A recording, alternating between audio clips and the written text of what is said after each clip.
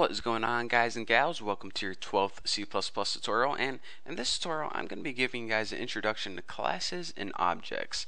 Now, classes are basically an easy way to group all your functions and variables and to group a bunch of stuff together. For example, people like to group similar functions together in the same class. For example, if you had a bunch of functions, maybe working with temperature, or you had a bunch of other related functions, you might want to group them all in the same class. It makes them easier to work with later on.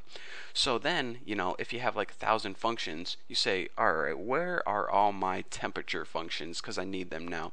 Oh, they're in my temperature class. So that is kind of the usefulness of classes and the basics behind that.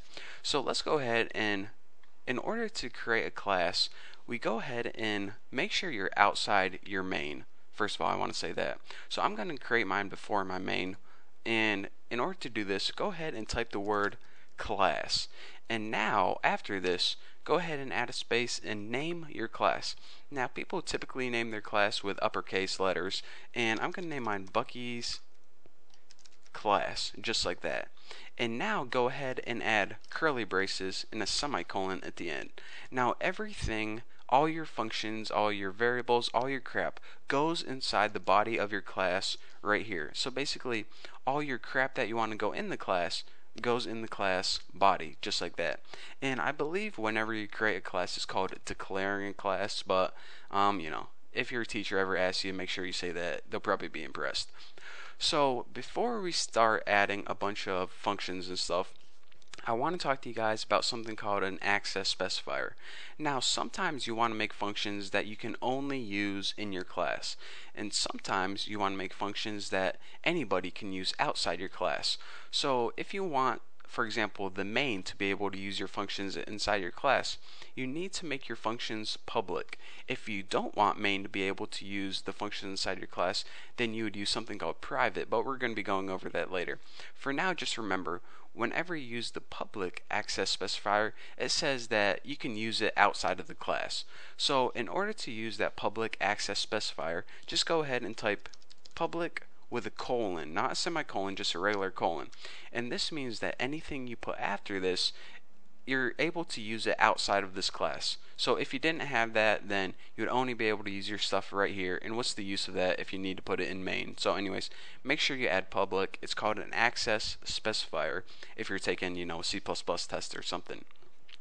So now let's go ahead and we create a function just like before. Let me just go ahead and print out something on the screen. So it's not going to make any calculation, so it's just going to print something out. So void.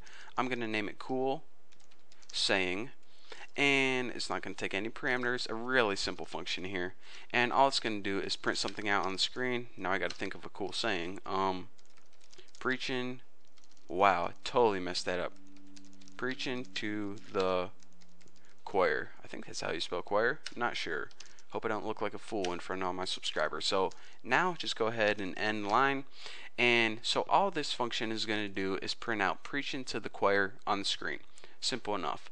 So now you're saying, alright, this class looks good to go. We have the class declaration, class body, we have public, and we even have one function in our class. This is a pretty sweet looking class. So let's go ahead and use this right now.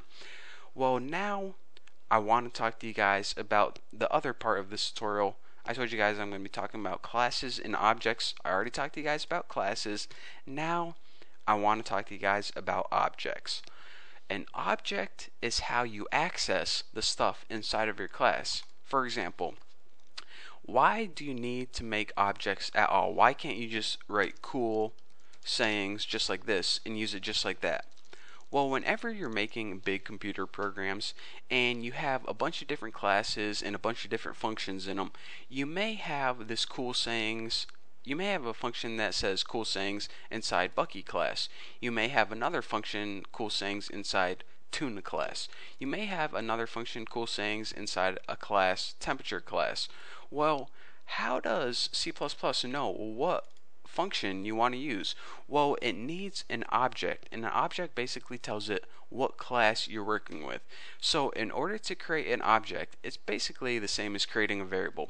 You go ahead and you do this. You type the name of your class, which is Bucky's class, And then after this, you give your object a name, and I'm just going to name mine Bucky's object, just like that, and go ahead and add a semicolon. And now this object, Bucky's object, you use this kind of as the key whenever you want to access the crap inside your class.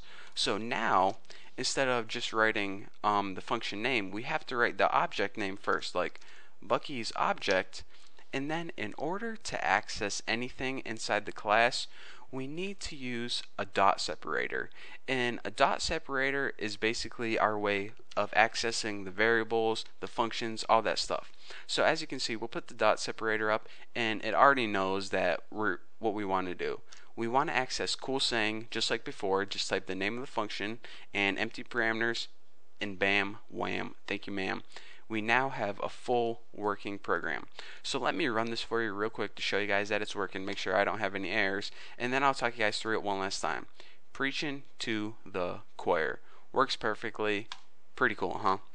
So anyways, people make classes in order to group similar functions. So if I had, a program that just had a bunch of cool sayings, I'd have cool sayings 1, cool sayings 2. I would want to put them all in the same class. For now, we only have one function because this is just an example. So we have a function that we put inside the class, and make sure to make it public. That means that main can use it as well. So we have a class, and we made that by making public and threw a function inside it. Pretty cool. So now we wanted to actually use that function that's inside the class. Well, we can't just go ahead and write cool saying, because if we had a bunch of different classes, it wouldn't know which function named cool saying to use. So it wouldn't know what class we wanted to use. So in order to use that function, we needed to make an object of that class. So we're saying, alright, we're making an object called Bucky's object, and it is from the Bucky's class. So now whenever we use Bucky's object, it knows that we're going to be working with Bucky's class. So we use Bucky's object cool saying, and that knows, and that's basically our way of telling C++ that we want to use the cool saying function, and we want it to come from Bucky's class since we use Bucky's object. So that is why you need objects, classes, and yada yada, all that stuff. So that is your basics of classes and objects, and why you need to make objects before you can use the stuff inside your class. So I know this is kind of confusing, but this is the basics behind object-oriented programming. So if you understand this,